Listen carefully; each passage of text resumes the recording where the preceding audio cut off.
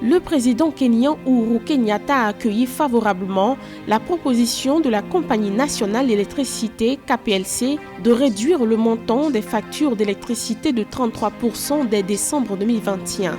Avec cette baisse, les tarifs pour les consommateurs passeront de 0,22 $ à 0,14 $ par kilowattheure, soit environ les 2/3 du tarif actuel. La Zambie va exporter 1 million de tonnes de maïs durant la campagne 2021-2022.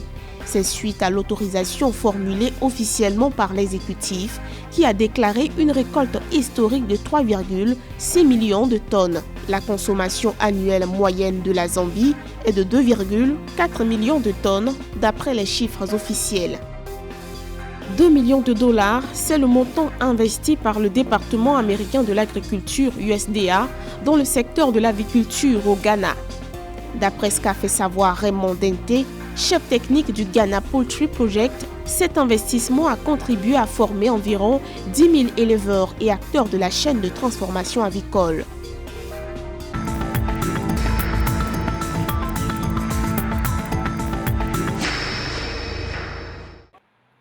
Au Kenya, des projets sont en cours pour garantir l'accès à l'électricité au plus grand nombre de personnes. Le gouvernement vient d'approuver une proposition de la compagnie énergétique Kenya Power de réduire le montant des factures d'électricité de 33% dès décembre 2021.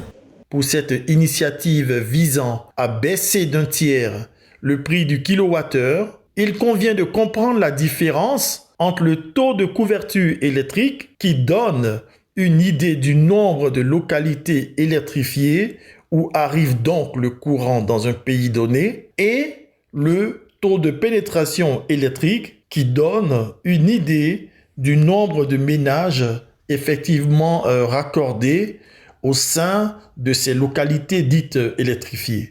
Avec cette réduction, les factures de l'électricité pour les consommateurs passeront d'une moyenne de 0,22 $ par kilowattheure à 0,14 $ par kilowattheure, soit environ 2/3 du tarif actuel. Les autorités prévoient ainsi l'annulation de tous les contrats d'achat d'électricité en cours dans le pays. Kenya Power devra également entreprendre un audit des pertes d'approvisionnement et instituer des prévisions de demande et de production. Moins il y a de ménages branchés et moins il y a d'abonnés et moins l'énergie électrique se vend et moins la compagnie d'électricité se rentabilise. En réduisant le coût du kilowattheure, il y aura plus de ménages abonnés et un meilleur taux de pénétration électrique qui fait qu'au final, la facture est répartie sur plus de clients qui payent moins cher plutôt que peu de clients qui payent plus cher. Cette décision de proximité énergétique du président Uhuru Kenyatta visant à garantir qu'au-delà du taux de couverture électrique du pays, les ménages kenyans sont effectivement servis à la hauteur de leurs moyens financiers, traduit une vision soucieuse du bien-être des populations. Cette initiative s'inscrit dans le cadre du plan de développement de l'électricité à moindre coût initié par le gouvernement kenyan. Entre 2016 et 2020, le Kenya a fait passer son taux d'électrification de 41% à 75% selon le ministère de l'Énergie.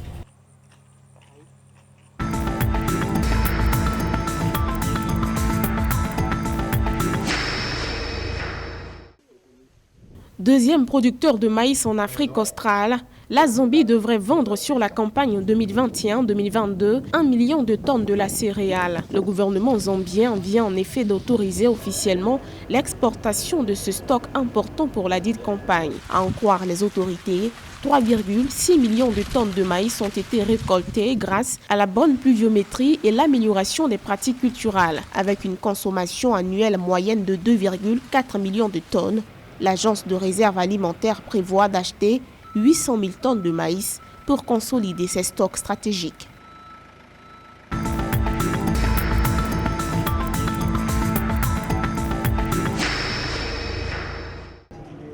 Le Ghana Poultry Project, projet avicole au Ghana, a reçu du département américain de l'agriculture USDA un prêt d'un montant total de 2 millions de dollars. C'est ce qu'a indiqué le chef technique du projet en marge du Ghana Chicken Regulatory Forum qui s'est tenu fin septembre à Accra, la capitale.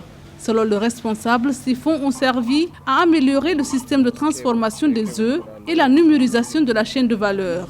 Ils ont également contribué à la formation des jeunes dans le cadre du Poultry Youth Mentorship Programme démarré en 2017. À ce titre, plus de 10 000 éleveurs et divers acteurs de la chaîne de valeur ont été formés.